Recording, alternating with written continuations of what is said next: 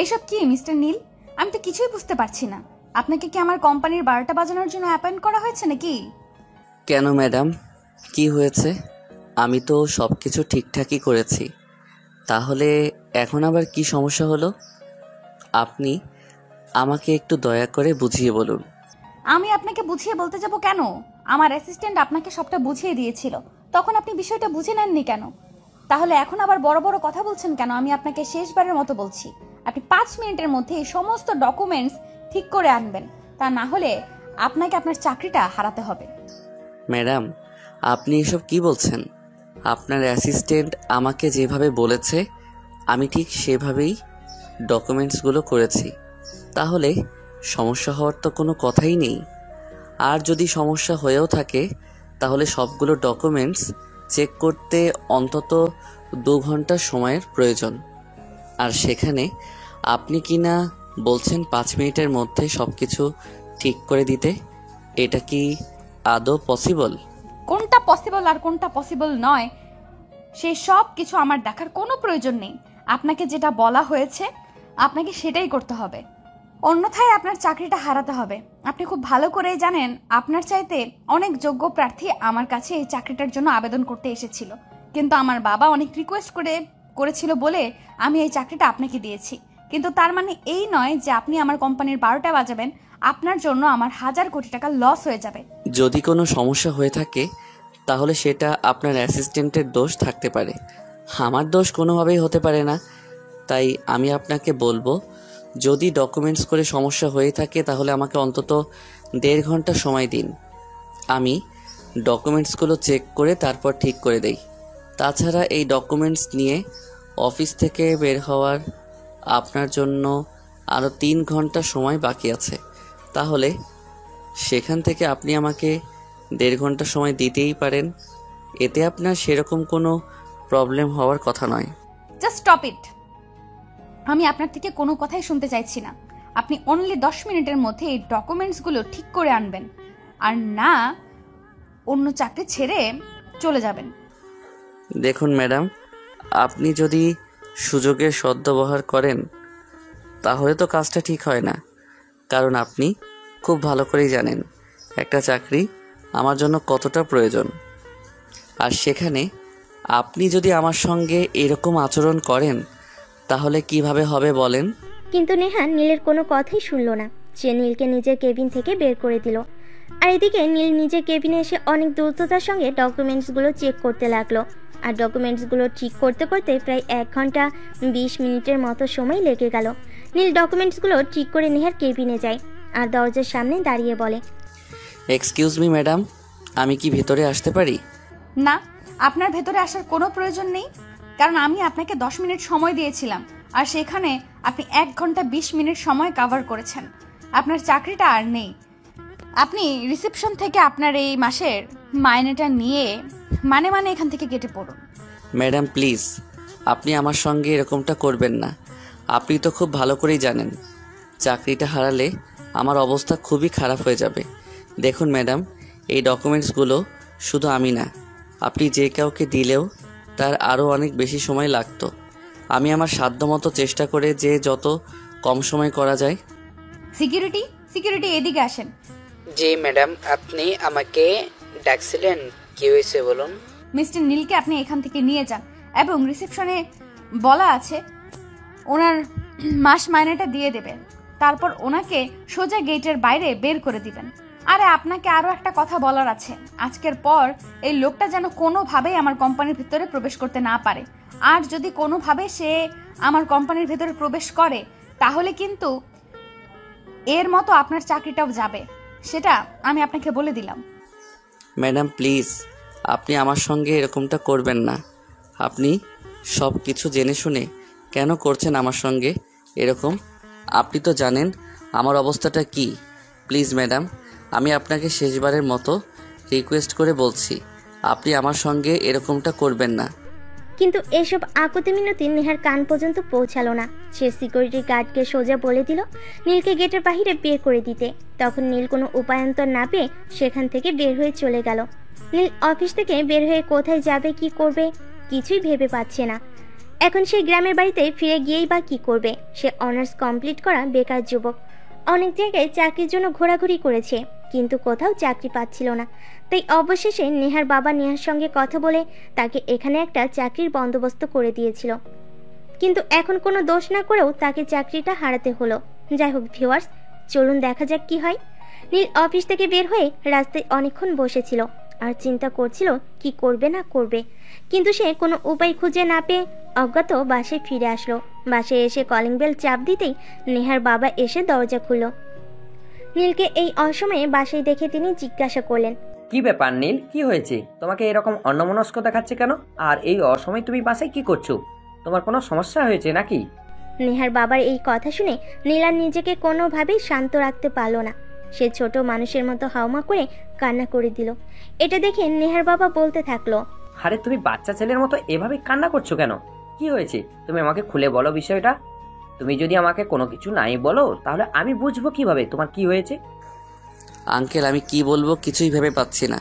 আসলে কিছু বলার মতো ভাষাই নেই আমার। আপনি এত কষ্ট করে আমার জন্য একটা চাকরি বন্দোবস্ত করলেন, আর অবশেষে আমি সেই চাকরিটাও হারিয়ে ফেললাম। মানে কি এসব কি বলছো তুমি? আমি তো কিছুই বুঝতে পারছি না। তুমি চাকরিটা হারিয়ে ফেললে, কিন্তু কেন, কি হয়েছে আমাকে সবকিছু খুলে বলো।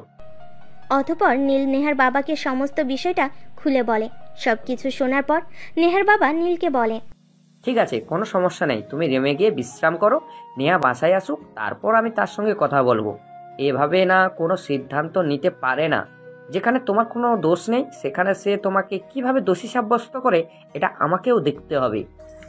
আঙ্কেল, নেহা ম্যাডাম আমাকে যেভাবে অফিস থেকে বের করে দিয়েছে, এরপর আর মনে হয় না ওনার সঙ্গে কথা বলে তেমন কোনো লাভ হবে। আচ্ছা ঠিক আছে, তোমাকে এখন বিশ্রাম করতে বলেছি, তুমি গিয়ে বিশ্রাম করো, তারপর দেখা যাক কি হয়। আমি তার বাবা, আমার সিদ্ধান্তের উপর সে কোন সিদ্ধান্ত কিভাবে নেয় সেটা তো আমাকেও দেখতে হবে, তাই না? এখন তুমি কি বিশ্রাম করো। তখন নীল আর নেহার বাবার মুখের ওপর কোনো কথা বলল না, চুপচাপ সেখান থেকে রুমে চলে গেল। আসলে নীল গ্রামের বাড়িতেই থাকতো, সেখান থেকে চাকরির জন্য অনেক চেষ্টা করছিল, কিন্তু কোথাও চাকরি পাচ্ছিল না। তাই নীলের মা নেহার বাবার সঙ্গে যোগাযোগ করেন, আর তারপরেই তিনি নীলকে ঢাকায় চলে আসতে বলেন। নীল এখানে আসার পরেই যখন নেহার বাবা নীলের চাকরির বিষয় নিয়ে কথা বলেন, তখনই নেহা নিজের অমত পোষণ করে। কিন্তু তারপরও তার বাবা তাকে অনেক রিকোয়েস্ট করে বলে নীলের একটা চাকরির প্রয়োজন। তাই অবশেষে নেহা রাজি হয় আর নীলকে চাকরিটা দেয়। কিন্তু এরপর এমন কিছু হবে এটা নীল কল্পনা করেনি। নীল বিছানায় শুয়ে শুয়ে এই বিষয়টা নিয়ে অনেক চিন্তা করছিল। এভাবে দেখতে দেখতে বিকেল গড়িয়ে সন্ধ্যা, আর সন্ধ্যা ঘনিয়ে রাত হলো। নেহা অফিস শেষ করে বাসায় ফিরে আসে। তার বাবা ড্রয়িং রুমে বসে তার জন্য অপেক্ষা করছিল। নেহা বাসায় এসে তার বাবাকে কখনোই এভাবে ড্রয়িং রুমে বসে থাকতে দেখেননি। তাই সে তার বাবাকে জিজ্ঞাসা করে, কি ব্যাপার মামা, কি হয়েছে? তুমি এই অসময়ে এখানে বসে আছো কেন? তোমাকে তো কখনোই আমি অফিস থেকে ফিরে ড্রয়িং রুমে বসে থাকতে দেখিনি। কখনো তুমি আমাকে ড্রয়িং রুমে বসে থাকতে দেখোনি, এর মানে এই নয় যে ভবিষ্যতে কোনোদিন দেখবে না। তোমার সঙ্গে আমার একটু প্রয়োজন আছে, তুমি এক্ষুনি ফ্রেশ হয়ে তারপর ড্রয়িং রুমে এসো, আমি তোমার সঙ্গে কথা বলবো। কি এখন জরুরি কথা যেটা শোনার জন্য আমাকে এক্ষুনি ফ্রেশ হয়ে ট্রেন রুমে আসতে হবে? কি হয়েছে তুমি আমাকে বলো, আমি শুনছি। নেহা, আমি তোমার বাবা হই, আর আমি যে কথা বলি সে কথা শোনার তোমার কর্তব্য। তাই আমি তোমাকে বলছি তুমি এক্ষুনি রুমে যাও, ফ্রেশ হয়ে তারপর এসো, তখন আমি তোমার সঙ্গে কথা বলবো। আমি কিছুই বুঝতে পারছি না, তোমার আবার কি হলো? তুমি তো কখনোই আমার সঙ্গে এইভাবে কথা বলো না।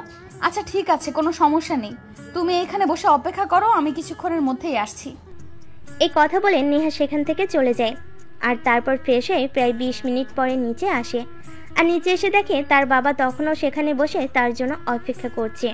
তখন নেহা সেখানে এসে বসে আর তার বাবাকে বলে, হ্যাঁ বাবা, তোমার কি হয়েছে এবার তুমি আমাকে বলো। তোমাকে তো কখনোই এইভাবে কোনো কথা বলার জন্য অপেক্ষা করতে দেখিনি। তুমি আমাকে কোন কথা বলার জন্য এভাবে অপেক্ষা করাবে এটা আমার কল্পনাতেও ছিল না। যাই হোক, আমি সরাসরি বলি, তুমি নীলকে অফিস থেকে বের করে দিয়েছো কেন? বাবা, আমি এই বিষয়ে তোমার সঙ্গে কোনো কথাই বলতে পারবো না, কারণ অফিসটা আমার। আমি কিভাবে আমার অফিসটা হ্যান্ডেল করব এটা একান্ত ব্যক্তিগত ব্যাপার আমার। নেহা, তুমি কিন্তু ভুলে যাচ্ছ তুমি তোমার বাবার সামনে বসে আছো আর তোমার বাবার সঙ্গে কথা বলছো। আই এম রিয়েলি সরি বাবা, কিন্তু আমি তোমার কথাটা শুনতে পারলাম না, তুমি আমাকে ক্ষমা করে দিও। এরকম ভাইয়া ভূত এরকম গাইয়া ভূত আনস্মার্ট, যার কোনো কাণ্ডজ্ঞান নেই, কোনো রকম কমন সেন্স নেই, তাকে আমি আমার অফিসে রাখতে পারবো না। আমি খুব ভালো করে জানি তুমি এই কথাগুলো বানিয়ে বলছো, কারণ নীলকে আমি খুব কাছ থেকে দেখেছি। সে কেমন, তার আচার ব্যবহার কেমন, তার অন্য সব বিষয়ে সব কিছুই আমি জানি। সে তুমি আমাকে যাই বলো না কেন, কিন্তু আমি তোমার এই রিকোয়েস্ট রাখতে পারবো না, কারণ আমি নীলকে কোনোভাবেই আমার অফিসে চাকরি দিতে পারবো না। তো আই এম সরি। তখন নেহা তার বাবাকে আর কোনো কথা বলার সুযোগ না দিয়ে সেখান থেকে চলে গেল। নেহার এরকম আচরণ থেকে তার বাবা স্পষ্টভাবেই বুঝতে পারলেন নেহা আর যাই হোক নীলকে কোনোভাবেই তার অফিসে রাখবে না। তাই নেহার বাবা নীলের কাছে যায় আর নীলকে বলে, Neel, I am so sorry, please তুমি আমাকে ক্ষমা করে দাও। আমি আমার কথার মান রাখতে পারলাম না। নিজের মেয়ের কাছে এভাবে বেইজ্জত হতে হবে, এটা আমি কোনোদিনও কল্পনা করিনি। তুমি আমাকে প্লিজ ক্ষমা করে দাও। আরে না আঙ্কেল, এটা আপনি কি বলছেন? আমার জন্য আপনি যেটুকু করেছেন সেটুকুই অনেক। আমি তো আপনার কাছে ঋণী, কারণ আমি আপনাদের নুন খেয়েছি। যাই হোক আঙ্কেল, কোনো সমস্যা নেই। আপনি শুধু আমার জন্য দোয়া করবেন, যেন জীবনের প্রতি আমি আমার সততা, আমার কর্ম নিষ্ঠার সঙ্গে এগিয়ে যেতে পারি। আচ্ছা নীল, তোমাকে একটা কথা বলি, শোনো। আমি তো এই শহরেই থেকেছি, এই শহরের অনেক মানুষের সঙ্গেই আমার চেনা জানা আছে। তাই বলছিলাম কি, তুমি সপ্তাহখানেক আমার এখানেই থাকো। আমি আমার পরিচিত জনদের সঙ্গে একটু কথা বলে দেখি তোমার চাকরির একটা বন্দোবস্ত করতে পারি কিনা। না আঙ্কেল, সেটার কোনো প্রয়োজন হবে না, কারণ আপনি এমনিতেই আমার জন্য অনেক করেছেন। আপনাকে আর কোনো কিছু করার কোনো প্রয়োজন নেই। আমি এখন যথেষ্ট বড় হয়েছি, আর শহরেও এসেছি প্রায় 2-3 মাসের মতো। ইতিমধ্যে শহরে আমার মোটামুটি জানা হয়েছে, তাই আমি নিজেই আমার একটা চাকরির বন্দোবস্ত করে নিতে পারবো। তখন নেহার বাবা নীলকে অনেক বোঝানোর চেষ্টা করেছিল, কিন্তু নীল কোনো কথাই শুনল না। আজ এখানে নেহার কাছে সে অপমানিত হয়েছে, সেখানে সে তাদের বাড়িতে থাকবে কিভাবে, এটা তার জন্য অনেক অপমানজনক হয়ে যাবে। তাই সে নেহার বাবাকে অনেক বুঝিয়ে সুঝিয়ে সেখান থেকে বিদায় নিয়ে চলে গেল। এরপর চলে গেল দীর্ঘ 8 বছর। তা ম্যানেজার সাহেব, আপনাকে তো বলেছিলাম আমার অ্যাসিস্ট্যান্টের চাকরি ছেড়ে চলে যাবে। সেখানে একজন নতুন অ্যাসিস্ট্যান্ট নিয়োগ করতে হবে। সেই বিষয়ে আপনি কিছু ভেবেছেন? হ্যাঁ স্যার, আমি তো সেটাই বলছিলাম আপনাকে, আপনি হয়তো ভুলে গেছেন। আমি নিউজ পেপারে আপনার অ্যাসিস্ট্যান্ট লাগবে বলে একটা নিয়োগ বিজ্ঞপ্তি দিয়েছি, আর আগামীকালকে তো তার ইন্টারভিউ নেওয়া হবে। আপনি ভুলে যান কিভাবে, বুঝি না।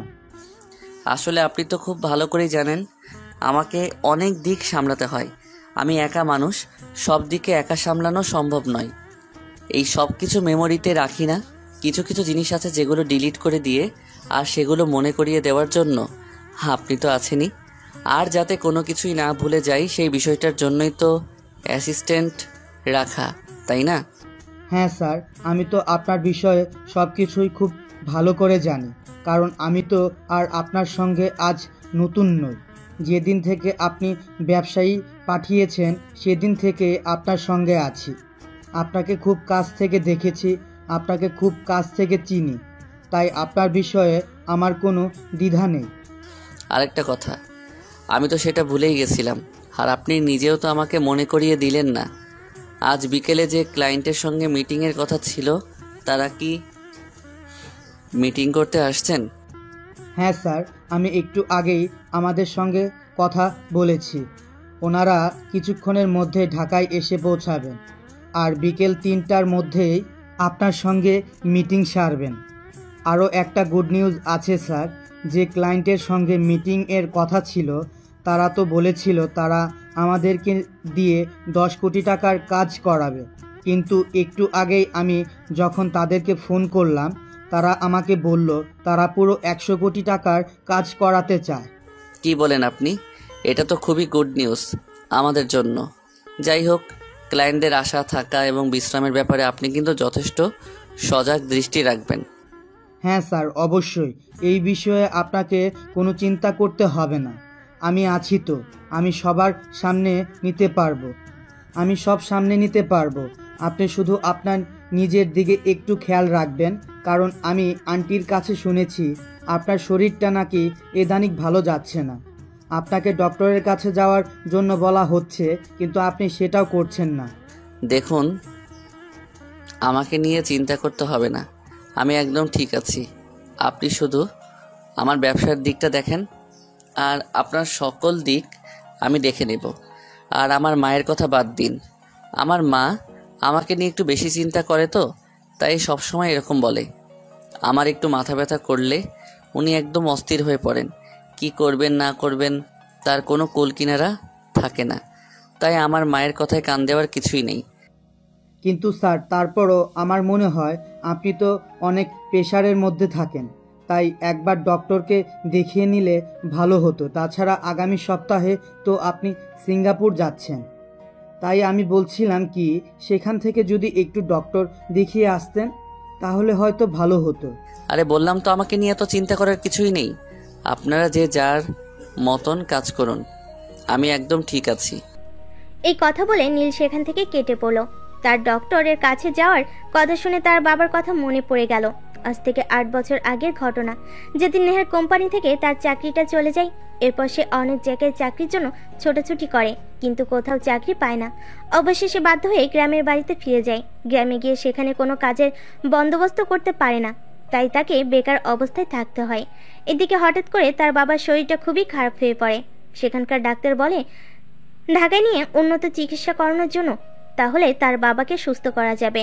কিন্তু নীলের তখন সামর্থ্য ছিল না নীলের বাবাকে ঢাকায় এনে চিকিৎসা করানোর। তারপর সে অনেক চেষ্টা করে, কিন্তু কিছু করতে পারে না। অবশেষে তার বাবা বিনা চিকিৎসায় মারা যায়। তখন সে একদম নির্বাক ছিল, কারণ তার করার মতো কিছু ছিল না। না ছিল অর্থ, না ছিল সম্পদ, যেটার বিনিময়ে সে তার বাবাকে চিকিৎসা করাতে পারত। সেদিনের কথা তার মনে পড়লে এখনো গাটা কাটা দিয়ে ওঠে, কারণ কতটা নির্মম পরিস্থিতি থেকে এসে উঠে দাঁড়িয়েছে। সেদিন তার বাবা টাকার অভাবে বিনা চিকিৎসায় মারা যায়। সেদিন থেকেই নীল মনে মনে প্রতিজ্ঞা করে, যেভাবেই হোক তাকে জীবনের পথে ঘুরে দাঁড়াতেই হবে, তাকে সফল হতেই হবে। আর সেই চিন্তা মাথায় নিয়ে সে পরিশ্রম করতে শুরু করে। সেদিন থেকেই এসে একটু একটু করে সঞ্চয় করতে শুরু করে আর নিজের ঘুরে দাঁড়ানোর পথটা তৈরি করতে থাকে। তবে তাকে বেশি দিন পরিশ্রম করতে হয়নি, কারণ তার এক নিঃসন্তান ফুপু ছিল। তার বেশ কিছুটা জায়গা জমি ছিল। ভাইকে হারানোর পর সেও অনেকটা মর্মান্তিক হয়ে পড়ে। সম্পূর্ণ বিষয়টা শোনার পর সে নিজের ভিটে বাড়িটুকু বিক্রি করে যেটুকু অর্থ পায় সেটুকু নিজের ভাইয়ের ছেলের হাতে তুলে দেয়। আর সেটাই ছিল নীলের ঘুরে দাঁড়ানোর একমাত্র সম্বল। যাই হোক ভিউয়ার্স, বলতে বলতে অনেক কথাই বলে ফেলাম। চলুন এবার মূল গল্পে ফিরে আসা যাক। নীল অফিস শেষ করে বাসায় আসে। অনেক বেল চাপ দিতেই তার ছোট বোন এসে দরজা খুলে দেয়। আসসালামু আলাইকুম ভাইয়া, শুভ সন্ধ্যা। ওয়ালাইকুম আসসালাম মাই ডিয়ার সুইট সিস্টার। আপনি কখন বাড়িতে আসলেন? আমি তো আম্মুর কাছে শুনেছিলাম আপনি আরও 1 সপ্তাহ পরে আসবেন। আম্মু তোমাকে একদম সত্যি কথাই বলেছে, কিন্তু আমি আম্মুকে মিথ্যা কথা বলেছিলাম, কারণ তোমাদের দুইজনকে একটু সারপ্রাইজ দেবো বলে। অনেক দিন তো হলো বাড়ির বাইরে থাকি, তোমাদের সঙ্গে তেমন সময় কাটানো হয়ে ওঠে না, তাই মনে মনে চিন্তা করছিলাম হঠাৎ করে এসে তোমাদের একটু সারপ্রাইজ দিব, তাই এই বন্দোবস্ত। আপনি অনেক বেশি চালাক হয়ে গেছেন, তাই না? আচ্ছা ঠিক আছে, এখন ভিতরে চলুন, আগে ফ্রেশ হয়ে নিই, তারপর আপনার খোঁজ খবর নিচ্ছি। একটা কাজ করুন, আপনি যখন বাসায় চলে এসেছেন তাহলে আমার জন্য একটু গরম গরম চা বানিয়ে নিয়ে আসুন তো। আর্য, হুকুম মহারাজ, আপনার হুকুমের কোনো অন্যতা হবে না। আপনি এখনই ফ্রেশ হয়ে আসুন, আমি কিছুক্ষণের মধ্যেই আপনার জন্য চা আর নাস্তার বন্দোবস্ত করছি। তাছাড়া আপনার জন্য আরও একটা সারপ্রাইজ আছে। আমি কিন্তু আজকের রাতের রান্নাটা নিজের হাতেই করব বলে ভেবেছি। হ্যাঁ, সেটা না হয় বুঝলাম, কিন্তু আপনার হাতের রান্না আদৌ গলা দিয়ে নামবে কিনা সেটাই তো সন্দেহ হচ্ছে। দেখো ভাইয়া, আর যাই হোক, তুমি কিন্তু আমাকে এভাবে অপমান করতে পারো না, কারণ আমি এখনও হোস্টেলে থাকি। নিজের খাবারগুলো নিজেকেই তৈরি করে খেতে হয়, তাই আমি রান্না মোটামুটি শিখে গেছি। সেজন্যই ভাবলাম আজকে রাতের রান্নাটা আমিই তৈরি করব। সেখানে কই তুমি খুশি হবে, আর তা না করে তুমি আমার সঙ্গে ফয়জলামো করছো। আমার ঘাড়ে কয়টা মাথা আছে যে আমি আপনার সঙ্গে ফাইজলামো করব? আমি একদম ফাইজলামো করছি না। আপনি রাতের খাবার তৈরি করুন, সেটা খাওয়ার জন্য আমি একদমই প্রস্তুত। তবে তার আগে আপনি একটু গরম গরম চায়ের ব্যবস্থা করুন।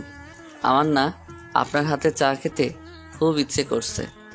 ভাইয়া, এবার কিন্তু তুই বেশি ফাজলামো করছিস।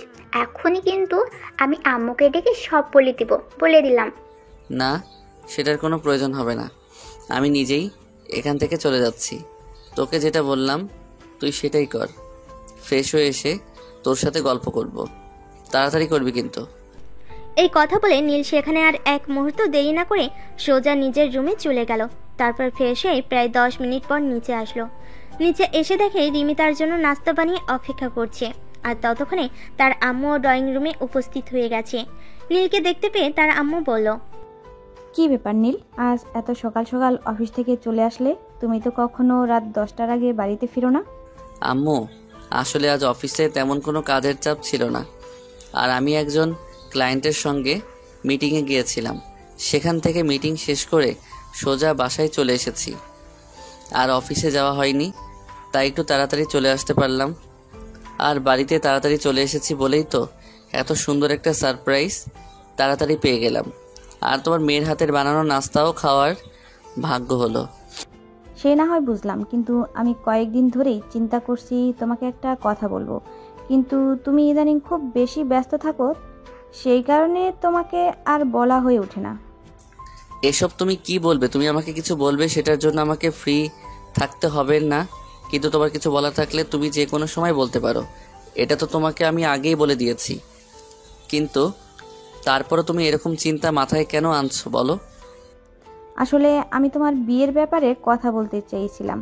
দেখো, জীবনে অনেক উন্নতি করেছো, সেটা আমি অস্বীকার করি না, কিন্তু একটা মানুষ একা একা কখনোই থাকতে পারে না। 8টা বছর ধরে আমি তোমাকে তিলে তিলে নিজেকে শেষ করে দিতে দেখছি।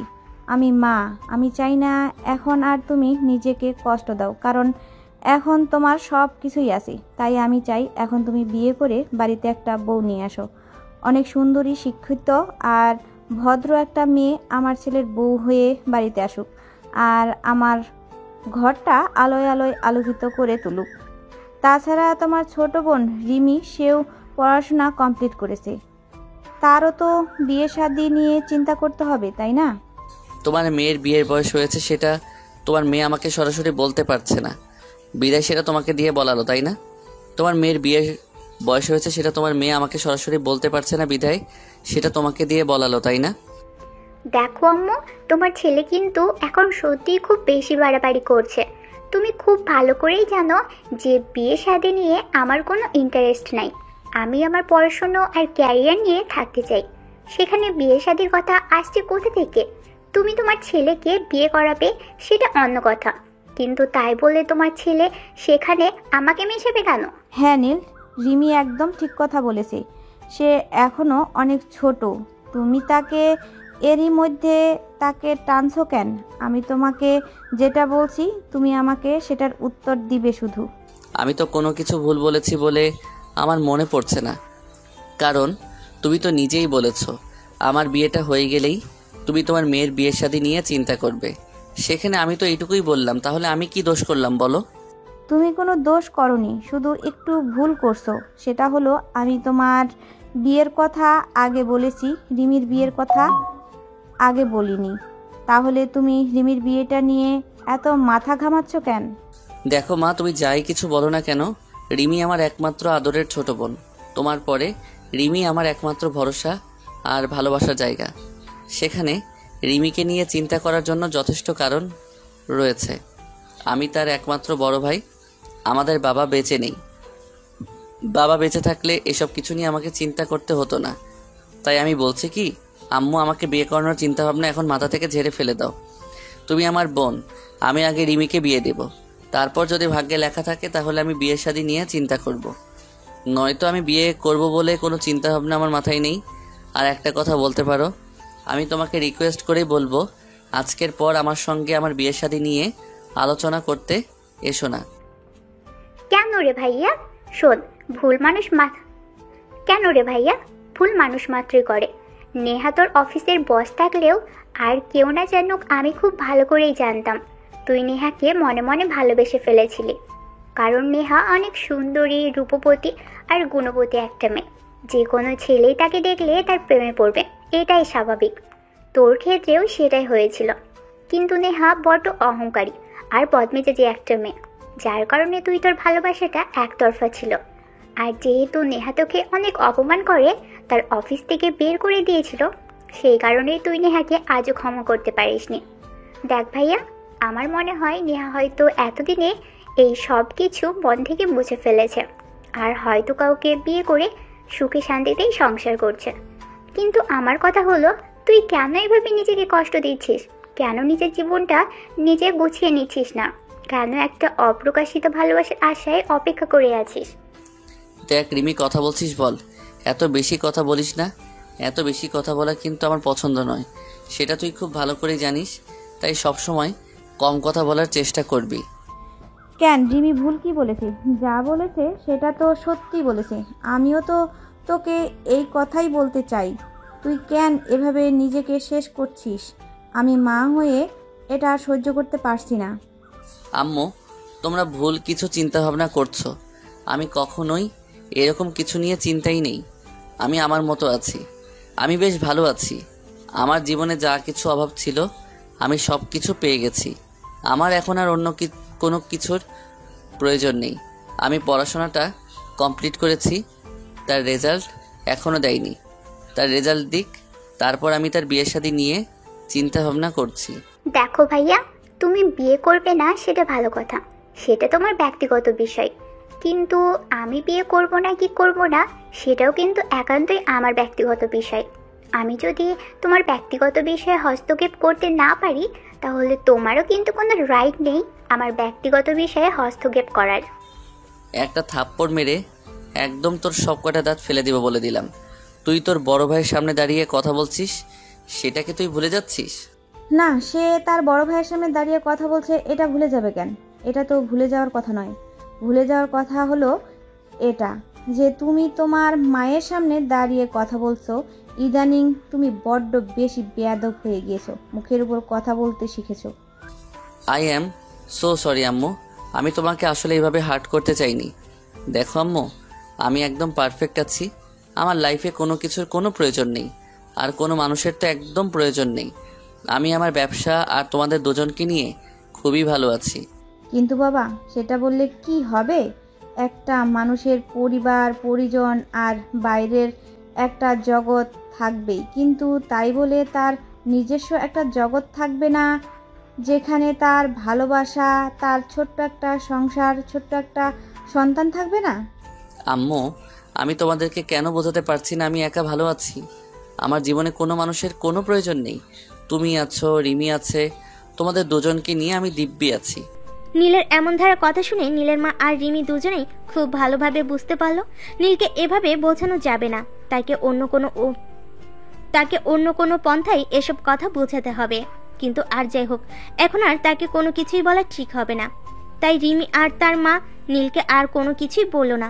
বোনের হাতের বানানো নাস্তা খেয়ে নীল নিজের রুমে চলে গেল। আর এদিকে তার বোন নিজের হাতে পরিবারের 3 জন সদস্যের জন্য রাতের খাবার তৈরি করে নিল। রিমি নিজের হাতে রাতের খাবার তৈরি করে তার আম্মু এবং তার ভাইয়াকে ডাকতে গেল। ভাইয়া, এই অসময়ে তুই রুমের দরজা বন্ধ করে কি করছিস? রুমটা আমার, আর আমার রুমের ভিতর আমি দরজা বন্ধ করে কি করছি সেটার কৈফিয়ত কি আমাকে তোর কাছে দিতে হবে নাকি রে বল? আমি আবার তোর কাছে কৈফিয়ত কখন চাইলাম? আমি তো শুধু এইটুকু কথাই জিজ্ঞেস করলাম। এখন আমি খুব ভালোভাবেই বুঝতে পারছি, এখন আর আমাদের কারোর কথাই তো সহ্য হয় না, সবাইকে তোর বিরক্ত লাগে, তাই না? তখন নীল খুব ভালোভাবে বুঝতে পারল তার কথায় তার বোনের মনে আঘাত লেগেছে। তার বোন কষ্ট পেয়ে এই কথাগুলো বলেছে, তাই সে তার বোনকে বলে, I am so sorry Rimi, please তুই আমাকে ক্ষমা করে দে। আমি তোকে এভাবে কষ্ট দিতে চাইনি। প্লিজ বোন আমার, আমাকে ক্ষমা করে দে এবারের মতো। আচ্ছা ঠিক আছে, কিন্তু এখন খাবার টেবিলে আয়। আমি সেই কখন থেকে খাবার তৈরি করে তোদের জন্যই অপেক্ষা করছি। তাছাড়া আমার পেটে এমনিতেই খুব ক্ষুধা লেগেছে। আচ্ছা বাবা, ঠিক আছে, আমি এক্ষুনি আসছি। জাস্ট আমাকে 1 মিনিট সময় দিয়ে আমি একটু চোখটা ধুয়ে আসি। আসলে অনেকক্ষণ ধরে শুয়ে থাকতে থাকতে চোখটা লেগে আসছিল। তখন রিমি কোনো কথা না বলে চুপচাপ নীলের রুম থেকে বের হয়ে খাবার টেবিলে চলে গেল। ততক্ষণে তার আম্মু খাবার টেবিলে চলে এসেছে। আর কিছুক্ষণের মধ্যেই নীল খাবার টেবিলে চলে আসলো। তারপর 3 জনের রাতের খাবারটা খেয়ে যে যার মতন রুমে চলে গেল ঘুমানোর জন্য। পরের দিন সকালবেলা ঘুম থেকে উঠে নীল ব্রেকফাস্ট শেষ করে তারপর রেডি হয়ে অফিসে চলে গেল। অফিসে আসতেই ম্যানেজার সাহেব তাকে বলল, স্যার, আপনাকে তো কালকে বলেছিলাম আপনার অ্যাসিস্ট্যান্ট এর জন্য আমি পত্রিকাতে বিজ্ঞাপন দিয়েছিলাম, আর আজকে সেই ইন্টারভিউ নেওয়ার তারিখ। বেশ কয়েকজন প্রার্থী এসেছে ইন্টারভিউ দিতে। আপনি চাইলে আমি কিছুক্ষণের মধ্যেই তাদেরকে আপনার কেবিনে পাঠাতে পারি। হ্যাঁ অবশ্যই, কেন নয়। আপনি তাদের থেকে একজন একজন করে আমার কেবিনে আসতে বলুন, আমি নিজেই একজনকে সিলেক্ট করে নেব। এই কথা শুনে ম্যানেজার সাহেব সেখান থেকে চলে গেলেন। তারপর কিছুক্ষণের মধ্যেই তিনি একজন একজন করে নীলের কেবিনে পাঠাতে লাগলেন। প্রায় 5 জন বের হয়ে গেল। বাকি রয়েছে একটা মেয়ে। মেয়েটা আর কেউ নয়, সেই অহংকারী মেয়েটা যে একদিন নীলকে অপমান করে নিজের অফিস থেকে বের করে দিয়েছিল। কালের বিবর্তনে আজকে নীলের অফিসে এসেছে চাকরির জন্য ইন্টারভিউ দিতে। নীল নিজেরই টেবিলে নিজের চেয়ারে বসে আছে। এমন সময় দরজার সামনে দাঁড়িয়ে নেহা বলে, may I come in sir? কণ্ঠটা খুবই চেনা চেনা লাগছিল, তাই নীল একটু মাথা তুলে তাকায়। আর মাথা তুলে তাকিয়ে দেখে তার সামনে নেহা দাঁড়িয়ে আছে। এটা তো সে বিশ্বাসই করতে পারছে না। তার চোখ দুটো যেন অন্ধ হয়ে আসার উপক্রম। তাই সে আস্তে আস্তে চেয়ার থেকে উঠে দাঁড়ায় আর সেখান থেকে হেঁটে হেঁটে নেহার সামনে গিয়ে দাঁড়ায় আর আস্তে আস্তে বলে, আমি যদি খুব বেশি ভুল না করে থাকি তাহলে আপনি Mrs Neha Chowdhury, group of ইন্ডাস্ট্রিজের একমাত্র মালকিন, তাই না? নীল প্লিজ এইভাবে বলো না। চৌধুরী গ্রুপ অফ ইন্ডাস্ট্রিজের মালিক একদিন ছিলাম, আজ আর মালিক নেই। আজ আমি তোমার অফিসে তোমার অ্যাসিস্ট্যান্ট হয়ে চাকরি করতে এসেছি। আজ আমার নেই কোনো অর্থ সম্পদ, নেই কোনো প্রাচুর্য, আর নেই কোনো অহংকার। আজ আমি সব হারিয়ে নিঃস্ব হয়ে পথে বসেছি। আমার অহংকার আজ আমাকে একদম নিঃস্ব করে ছেড়েছে। এই কথাটা শুনে নীল একটু থমকে যায়। সে কিছুতেই ভাবতে পারে না নেহা কি করে আজ নিঃস্ব হলো। তাই সে নেহাকে সমস্ত বিষয়টা খুলে বলার জন্য বলে। তখন নেহা বলতে থাকে, আজ থেকে 3 বছর আগের ঘটনা। আমার একটা ছেলের সঙ্গে রিলেশন হয়, ভালোই চলছিল সম্পর্ক। আমি ছেলেটাকে বিয়ে করবার জন্য মনস্থির করি, কিন্তু ছেলেটা আমার সঙ্গে এইভাবে প্রতারণা করবে এটা আমি ভাবতে পারিনি। এই কথাটা বলে নেহা একটু থেমে যায়। তখন নীল বলতে থাকে, কি হলো নেহা, তুমি থামলে কেন? তোমাকে তো বললাম কি হয়েছে সবকিছু আমাকে খুলে বলো। আসলে ছেলেটার সঙ্গে আমার সম্পর্কটা এতটাই ক্লোজ হয়ে গিয়েছিল, ছেলেটা আমাকে যা বলতো আমি তাই করতাম। সে একদিন আমাকে বললো আমার সমস্ত সম্পদ তার নামে লিখে দিতে, তাহলে সে আমাকে বিয়ে করবে। আর আমিও তার প্রেমে এতটাই নিমগ্ন ছিলাম যে আমি আমার ভালো মন্দের কথা চিন্তা না করে আমার সমস্ত সম্পদ তার নামে লিখে দিলাম। যেদিন থেকে আমি আমার সমস্ত সম্পদ তার নামে লিখে দিলাম, এর পর দিন থেকে সে আমার সঙ্গে আর কোনো যোগাযোগ করে না। অনেক চেষ্টা করার পরেও তার সাথে কোনো যোগাযোগ করতে পারলাম না। আর 2 মাস পর সে আমার সামনে এসে দাঁড়ায়। আমি তখন অফিসে কাজ করছিলাম। সে তার নামে লিখে দেওয়া ওই এগ্রিমেন্ট পেপার আমাকে দেখায়। তার সঙ্গে লিগ্যাল টিমের লোকজন ছিল, আর সে ওই লোকজনের সাহায্যে আমাকে অফিস থেকে বের করে দেয়। এমনকি যখন বাড়িতে ঢুকতে চাইছিলাম তখনই দেখতে পেলাম আমার বাবা বাড়ির বাইরে বসে কান্না করছেন।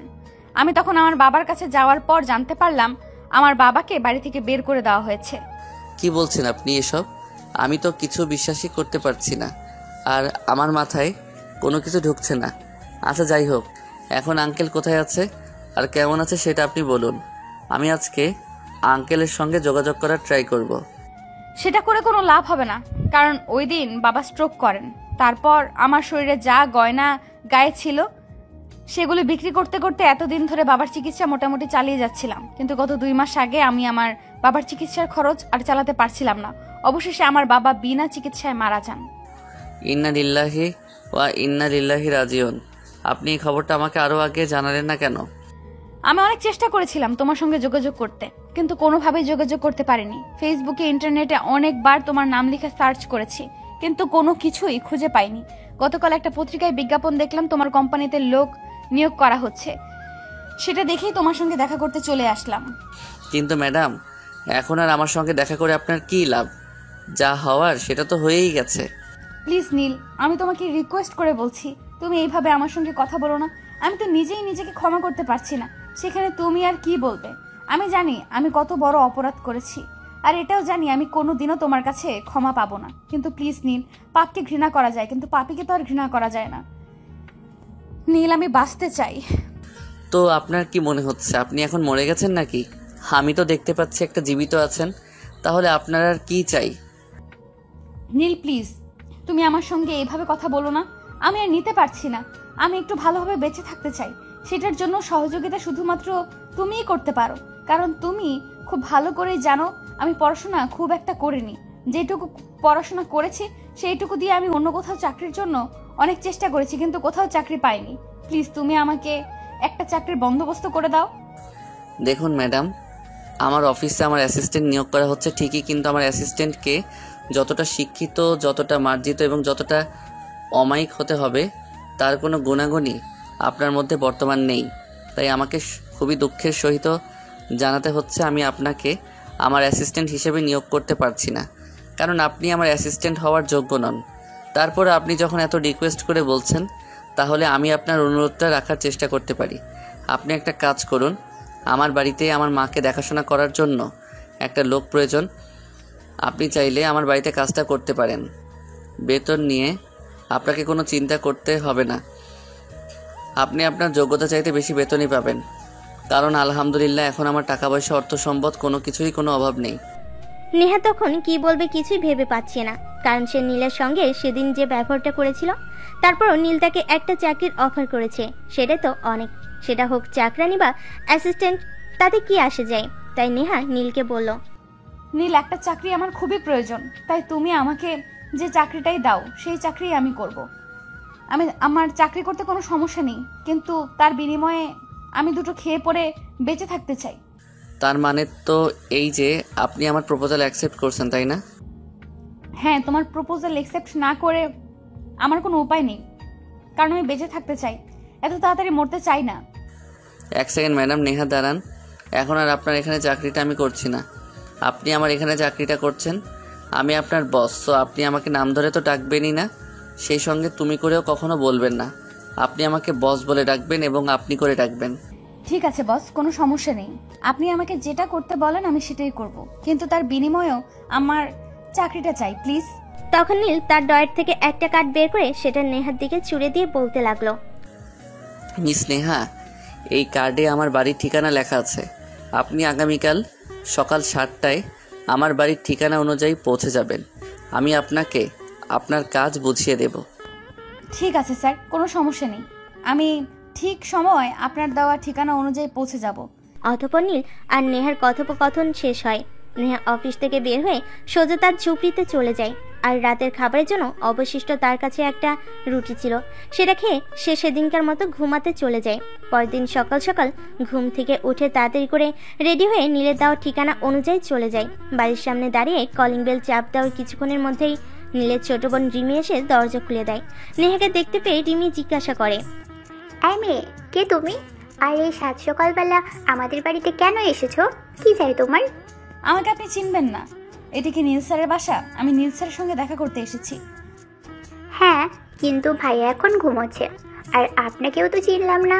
আপনি আপনার পরিচয় দিন, নয়তো আমি আপনাকে বাড়ির ভেতরে ঢুকতে দিব না। আমি আপনার মায়ের দেখাশোনা করব আজ থেকে, সেই জন্যই আপনার ভাই আমাকে আপনাদের বাড়িতে চাকরিতে রেখেছে। আর আজ থেকে আমার জয়েন হওয়ার তারিখ, তাই সাত সকালেই চলে এসেছি। আমার ভাইয়াটাকে নিয়ে আর পারি না। বাড়িতে অলরেডি 3টা কাজের লোক রয়েছে, এখন আর কাজের লোক রেখে কী লাভ? আমি সেটাই বুঝতে পারছি না। এখন তার পয়সা হয়েছে বলে শুধু শুধু পয়সাগুলোকে নষ্ট করতে হবে? দেখুন, আমাদের বাড়িতে আর কোনো কাজের লোকের কোনো প্রয়োজন নেই, আপনি আসতে পারেন। প্লিজ ম্যাডাম, আপনি এভাবে বলবেন না। একটা চাকরি আমার খুব প্রয়োজন, তাই আপনার ভাইকে অনেক রিকোয়েস্ট করে চাকরিটার বন্দোবস্ত করেছি, কিন্তু আপনি দয়া করে আমার পেটে লাথি মারবেন না। এই কথা বলে নেহা রিমিকে অনেক রিকোয়েস্ট করতে থাকে। আর নেহার এভাবে রিকোয়েস্ট করা থেকে রিমি তাকে বলে, ঠিক আছে, আপনি ভিতরে এসে বসুন। আমি বুঝতে পেরেছি আপনার খুব একটা বড় প্রবলেম হয়েছে হয়তো। ভাইয়া ঘুম থেকে উঠুক, তারপর আপনি ভাইয়ের সঙ্গে কথা বলুন। আপনাকে অশেষ ধন্যবাদ, আল্লাহ আপনার ভালো করুক। তখন রিমি কোনো কথা না বলে চুপচাপ সেখান থেকে চলে যায়। আর এদিকে নেহা ড্রয়িং রুমে বসে বসে অপেক্ষা করতে থাকে কখন নীল ঘুম থেকে উঠবে আর কখন সে নীলের সঙ্গে কথা বলবে। এভাবে দেখতে দেখতে প্রায় আধা ঘন্টার মতো সময় চলে গেল, কিন্তু এখনো ঘুম থেকে উঠল না। তখন রিমি আবার ড্রয়িং রুমে আসে। তখন নেহা রিমিকে জিজ্ঞাসা করে, ম্যাডাম, আপনার ভাইয়া কি এখনো ঘুমাচ্ছে? এখনো কি আপনার ভাইয়া ঘুম থেকে ওঠেননি? না, আমার ভাইয়া ঘুম থেকে উঠে গেছে, অনেকক্ষণ হয়েছে। সে ফ্রেশ হয়ে অফিসের একটু কাজ আছে সেটা করছে। 10 মিনিটের মধ্যেই নিচে আসবে নাস্তা করার জন্য। তখন নেহা আর কোনো কথা না বলে চুপচাপ ড্রয়িং রুমে বসে থাকে।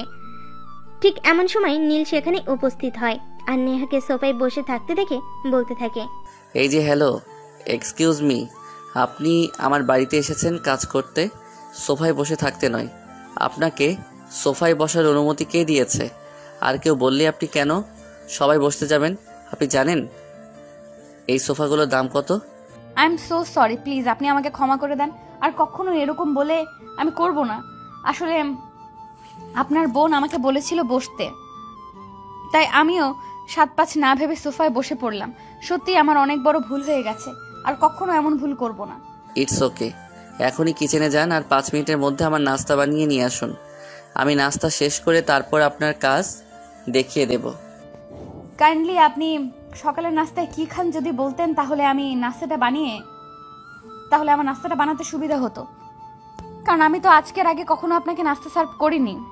নীল নেহাকে ধমক দিয়ে কিছু একটা বলতে চাইছিল, কিন্তু তখনই রিমি এসে সেখানে উপস্থিত হয় আর নেহাকে হাত ধরে টানতে টানতে কিচেনের দিকে নিয়ে যায় আর কিচেনে নিয়ে গিয়ে বলতে থাকে, এই মেয়ে, তুমি কেন কিছু না জেনে শুনে কাজে চলে আসলে? কেন তুমি জানো আমার ভাইয়ের সম্পর্কে? তুমি যেভাবে ভাইয়ের মুখের সামনে দাঁড়িয়ে কথা বলছিলে, বাড়ির অন্য সব কাজের লোক হলে তো এতক্ষণে 2-4টে চর খেয়ে ফেলতো। যদি এই বাড়িতে কাজ করার ইচ্ছা থাকে তাহলে কখনোই আমার ভাইয়ের মুখে মুখে কথা বলবে না, তাহলে কিন্তু এর পরিণাম তোমার জন্য খারাপ হবে। ঠিক আছে ম্যাডাম, সেটা না হয় বুঝলাম, কিন্তু এখন আপনি অন্তত আমাকে এইটা বলুন, আপনার ভাইয়া সকালে নাস্তায় কি খাবেন? আমি তো আপনাদের কারোরই কোনো রুটিন জানি না, প্লিজ ম্যাডাম। অন্য সবার রুটিন সময় করে জেনে নিও, কিন্তু এখন ভাইয়ের নাস্তাটা আগে তৈরি করে দাও। 2টা ডিমের অমলেট আর 2টা পরোটা, এগুলোই ভাইয়ার সকালের নাস্তা, আর সঙ্গে 1 কাপ কফি। আচ্ছা ম্যাডাম, ঠিক আছে, কোনো সমস্যা নেই, আমি এক্ষুনি করে দিচ্ছি। বিপত্তি ঘটলো সেখানেই, কারণ নীল প্রতিদিন সকাল 8টার মধ্যে বাসা থেকে বের হয়ে যায়। তার বাসা থেকে অফিসে দূরত্ব 30 মিনিট, মানে আমার সেই সকাল 8:30টার মধ্যে অফিসে পৌঁছায়। কিন্তু আজ নেহা নাস্তা বানাতে গিয়ে একটু লেট করে ফেলেছে, মানে প্রতিদিন সকাল 7:40-এর মধ্যেই নীলের ব্রেকফাস্ট তৈরি চাই, কিন্তু আজ নেহা ব্রেকফাস্ট বানাতে গিয়ে 7:50 বেজে গেছে। নেহা যখন নীলের সামনে নাস্তার প্লেট নিয়ে দাঁড়ায় তখন অলরেডি 7:52 বাজে। নীল তখন নাস্তার প্লেট নেহার হাত থেকে নিয়ে ফুলের ছুঁড়ে ফেলে দেয় আর চিৎকার করে বলতে থাকে, টাইম ওয়েস্ট আমি একদমই পছন্দ করি না। আর আপনি প্রথম দিনই আমার সঙ্গে এটা করলেন। আপনার জন্য আজ আমার নাস্তা করাই হলো না। আবার আপনি এসেছেন চাকরি করতে। আপনি কিভাবে চাকরি করবেন আমি তো সেটাই ভাবতে পারছি না। আমার নাস্তাটা বানাতে না হয় 10 মিনিট লেট হয়ে গেল, কিন্তু তাই বলে আপনি এইভাবে খাবারটা ফেলে দিবেন, এটা আমি কল্পনাও করিনি। আপনার রাগ থাকলে আমার উপর আছে, কিন্তু খাবারের সঙ্গে কি? আপনি আমার উপরে রাগটা খাবারের সঙ্গে কেন দেখালেন? দেখুন, বাড়িটা আমার, খাওয়াটাও আমার পয়সায় কেন, সো আমি কি করব না করব সেটা একান্তই আমার ব্যক্তিগত ব্যাপার।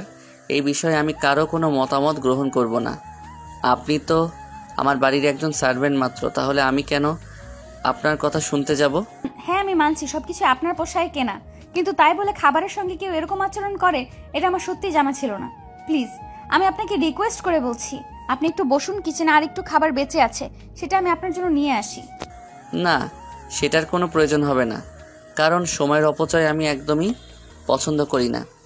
আর অলরেডি আমার অফিসে টাইম হয়ে গেছে। এখন নাস্তা করতে গেলে আমি অফিসে সময় মতো পৌঁছাতে পারবো না। এই কথা বলে নীল নাস্তা না করে টেবিল থেকে উঠে গেল আর তার বোনকে ডাকতে থাকলো, এই রিমি, রিমি কোথায় গেলি তুই? একবার এদিকে আয় তাড়াতাড়ি, আমার অফিসের সময় হয়ে গেছে। আমি এক্ষুনি বাসা থেকে বের হয়ে যাব।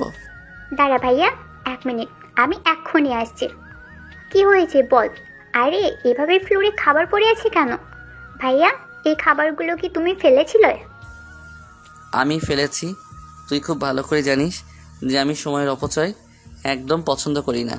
আর এই মেয়েটা আমার বাড়িতে এসে প্রথম দিনই এই কাজটা করেছে, তাই আমি আর সহ্য করতে পারলাম না। হ্যাঁ, আমি জানতাম যে মেয়েটা সময় মতো তোর খাবারটা দিতে পারেনি।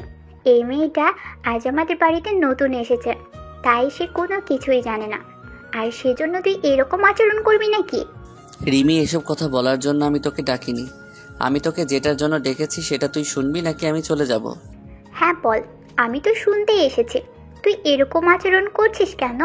আমি তো সেটাই বুঝতে পারছি না, তোর আবার কি হলো? এই যে এই মেয়েটাকে দেখতে পাচ্ছি, সেই মেয়েটাকে আমি আম্মুর দেখাশোনা করবার জন্য রেখেছি। আম্মুর যা কিছু প্রয়োজন হয় সব এই মেয়েটাকে বিয়ে করিয়ে নিতে বলবি। আর যদি কোনো কাজ না করতে পারে তাহলে সঙ্গে সঙ্গে তুই আমাকে ফোন করবি। আমি তোকে কি বলেছি সেটা তোর মনে থাকবে নাকি আবার মনে করিয়ে দিতে হবে? ভাইয়া, আমার সব কিছুই মনে থাকবে। এখন তুই নিশ্চিন্ত মনে অফিসে যা, আর নিজের মন থেকে হিংসা বিদ্বেষ এগুলো সরিয়ে ফেল। তুই কেন এই মেয়েটার সঙ্গে এরকম করছিস আমি সেটাই বুঝতে পারছি না। কি শত্রুতা তোর এই মেয়েটার সঙ্গে?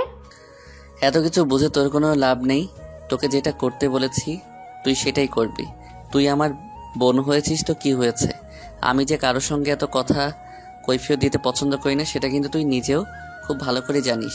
তো যেটা বলছি সেটাই কর।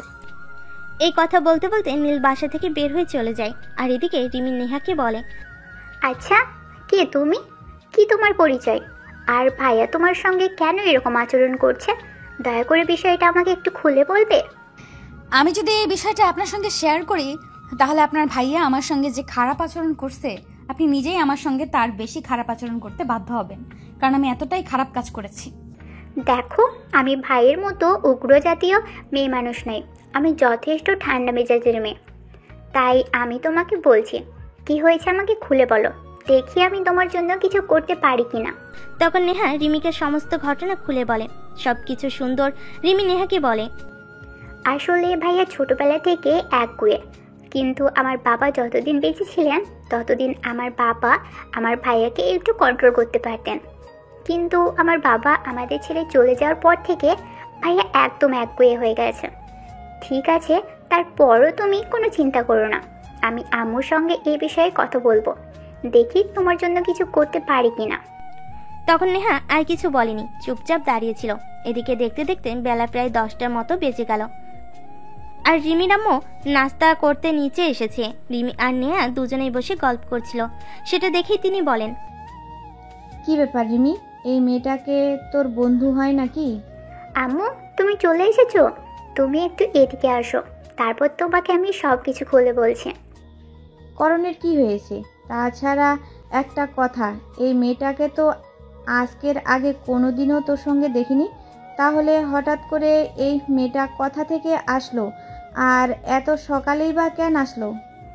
তোমাকে তো আমি বললাম তুমি এখানে এসে বসো, তারপর আমি তোমাকে সব কিছু খুলে বলছি। কিন্তু তুমি আমাকে কোনো কিছু বলার সুযোগ না দিয়ে নিজেই বকবক করে যাচ্ছ। এভাবে হয় নাকি কিছু? তুমি বসো, তারপর আমি তোমাকে সব কিছু খুলে বলি।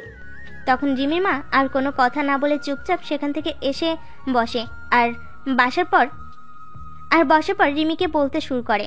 সব কিছু শোনার পর রিমি মা নেহাকে বলে, দেখো, আমি তোমার জন্য কিছু করতে পারবো কি না সেটা সঠিক বলতে পারছি না, কারণ আমার ছেলেটা বড্ড একঘেয়ে হয়ে গেছে।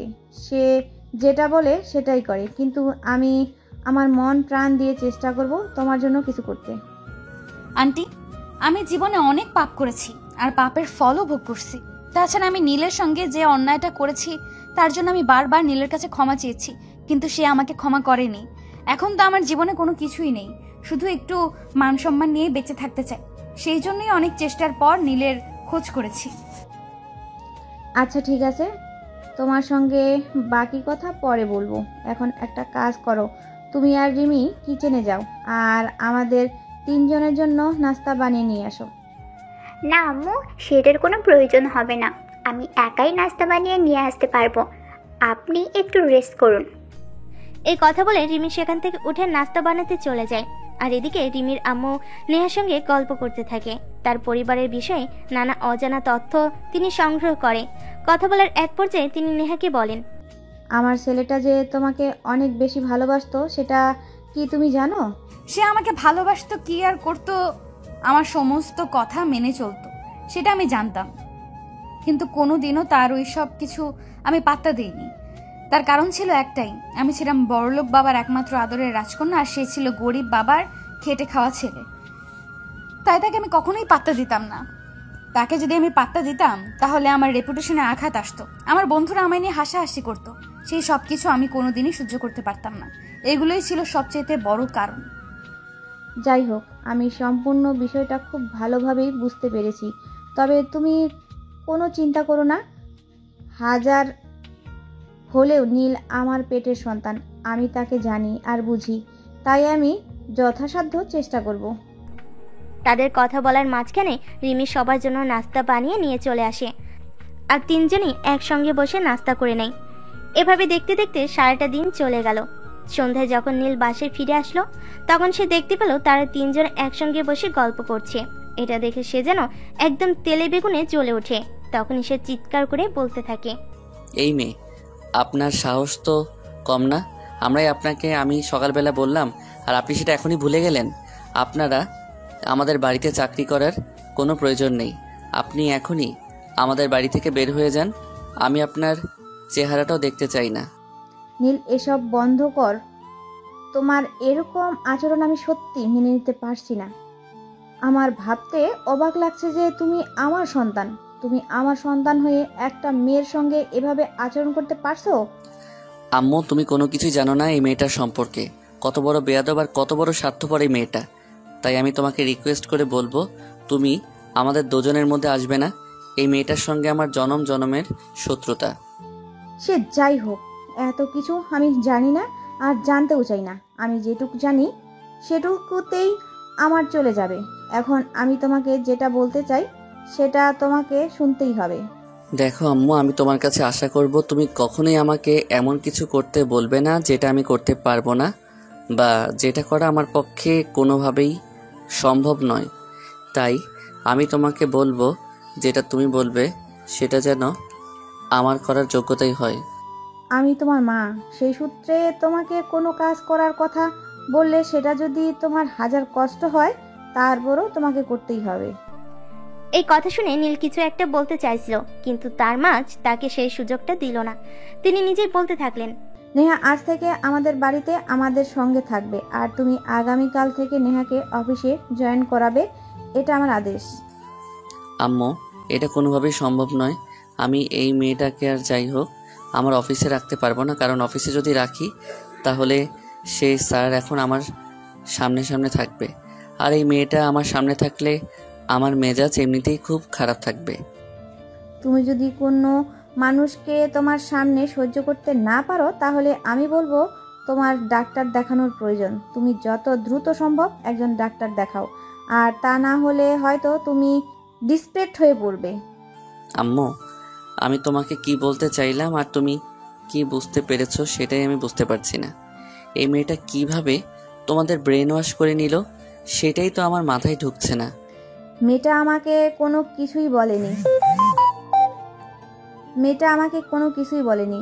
আমার বিবেক যা বলেছে আমি তাই তোমাকে বলছি। মেয়েটাকে তুমি আগামীকাল থেকে অফিসে নিয়ে যাবে আর তোমার অ্যাসিস্ট্যান্ট হিসেবেই রাখবে।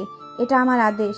তুমি যদি আমার আদেশ অমান্য করো তাহলে কিন্তু আমি তোমার সাথে থাকবো না, বলে দিলাম। আম্মু, তুমি বাইরের একটা মেয়ের জন্য আমার সঙ্গে এরকম আচরণ করতে পারো না, কারণ আমি তোমার পেটের সন্তান। তুমি বাইরের একটা মেয়ের জন্য আমার সঙ্গে সম্পর্ক খারাপ করতে পারো না। তুমি আমার সন্তান হয়ে যদি আমার কথা শুনতে না পারো তাহলে তোমার সঙ্গে সম্পর্ক তো আমাকে খারাপ করতেই হবে, তাই না? এখন আমি তোমার সঙ্গে আর কোনো কথা বলতে চাই না। তুমি রুমে যাও, বিশ্রাম করো, আর রাত ঠিক 9টার মধ্যে খাবার টেবিলে জয়েন করবে। তখন নীল কিছু বলতে চাইলো আর বলা হয়ে উঠল না। সে চুপচাপ সেখান থেকে নিজের রুমে চলে গেল আর ভাবতে থাকলো তার মা কেন এরকম বলেছে। সে তো নেহাকে একদম সহ্য করতে পারে না, সেখানে তার অ্যাসিস্ট্যান্ট হিসাবে কিভাবে রাখবে। এসব কিছু রুমে বসে বসে চিন্তা করতে লাগলো। এদিকে দেখতে দেখতে রাতের খাবারের সময় হয়ে আসলো। নীল রাতের খাবার খাওয়ার জন্য নিচে আসলো। নিচে এসে দেখে রিমি, নেহা আর তারামু তিনজনের ডাইনিং টেবিলে বসে আছে। এটা দেখে নীলের মেজাজ আরো বেশি খারাপ হয়ে যায়। তাই সে নেহাকে উদ্দেশ্য করে বলতে থাকে, এই মেয়ে, কি সমস্যা আপনার? আমি তো সেটাই বুঝতে পারছি না। আপনাকে আমি বাড়িতে কাজের জন্য রেখেছি, আর আপনি কিনা আমার সঙ্গে একই টেবিলে বসে ডিনার করার মতো দুঃসাহস দেখাচ্ছেন। আমি তো ভাবতেই পারছি না এত সাহস আপনি কোথা থেকে পাচ্ছেন। নীল, তোমাকে আমি শেষবারের মতো বলছি, তুমি এই মেয়েটার সঙ্গে ভদ্রভাবে কথা বলো। তা না হলে কিন্তু আমার থেকে খারাপ কেউ হবে না, সেটা আমি তোমাকে বলে দিলাম। তখন নীল আর কিছু বলার সাহস পেল না, চুপচাপ টেবিলে বসে পড়লো। তারপর খাবার খেয়ে নিজের রুমে চলে গেল। পরের দিন সকাল হতে না হতেই রিমির মা রিমিকে বলে, নেহাকে আজকের জন্য তোমার থেকে একটা ড্রেস দাও।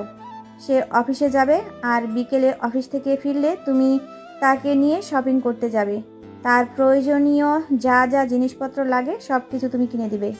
সে না হয় বুঝলাম, যা কিছু লাগে সব কিছু আমি কিনে দেব, কিন্তু ভাইয়া যে পরিমাণ রেগে আছে, ভাইয়া যদি কিছু করে বসে তখন আমি কি করব?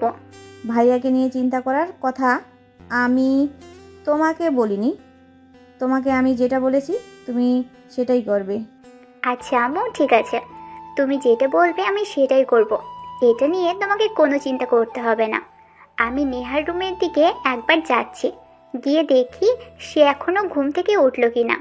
বলতে বলতে সেই মেয়ে তার মায়ের রুম থেকে বের হয়ে নেহার রুমে চলে আসে। এসে দেখে নেহা তখনও ঘুমাচ্ছে। আসলে রাজার ঘরে যার বসবাস, আর রাজার সুখ পেলে সে তো সুখে থাকতেই চাইবে। তখন রেশমি তাকে আস্তে আস্তে ঘুম থেকে ডেকে তুলে। তারপর নেহা ফ্রেশ হতে চলে যায়। ফ্রেশ হয়ে এসে দেখে রিমি তার জন্য জামা কাপড় নিয়ে অপেক্ষা করছে। এটা দেখে সে রিমিকে বলে, আমার জামা কাপড় আছে, সেটা দিয়েই তো আমার হয়ে যাবে। তুমি কেন কষ্ট করে তোমার জামা কাপড় আনতে গেলে? তোমার যা জামা কাপড় আছে সেগুলো পরে অফিসে যাওয়ার মতো অবস্থাতে নেই, তাই আম্মু বলেছে আজ তুমি আমার জামা কাপড় পরেই অফিসে যাবে। আর বিকেলে অফিস থেকে আসলে আমি তোমাকে তোমার প্রয়োজনীয় সমস্ত জিনিসপত্র কিনে দিব। আমার জন্য তোমাদেরকে কতটা খারাপ পরিস্থিতির মুখোমুখি হতে হয়েছিল সেটা তোমরা জানার পরেও আমাকে এতটা প্রাধান্য দিচ্ছ, আমি সেটা ভাবতেই পারছি না। এরকম মেন্টালিটি যদি আমার আগে থাকতো তাহলে হয়তো তোমার বাবা এখন আমাদের মাঝে বেঁচে থাকতেন। দেখো, যেটা হওয়ার সেটা হয়ে গেছে, এখন আর সেটা নিয়ে চিন্তা করে কোনো লাভ নেই। এখন ভবিষ্যতে কি হবে না হবে সে সব কিছু নিয়ে চিন্তা করার সময়।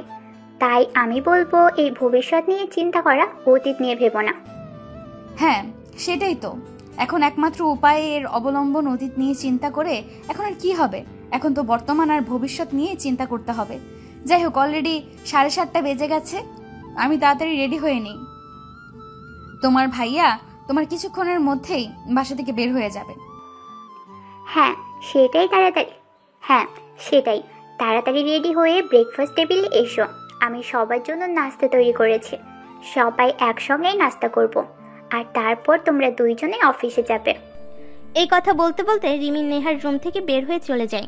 আর এদিকে নেহা তাড়াতাড়ি করে রেডি হয়ে অফিসে যাওয়ার জন্য তৈরি হয়ে নাস্তার টেবিলে এসে দেখে নীলের নাস্তা প্রায় শেষ।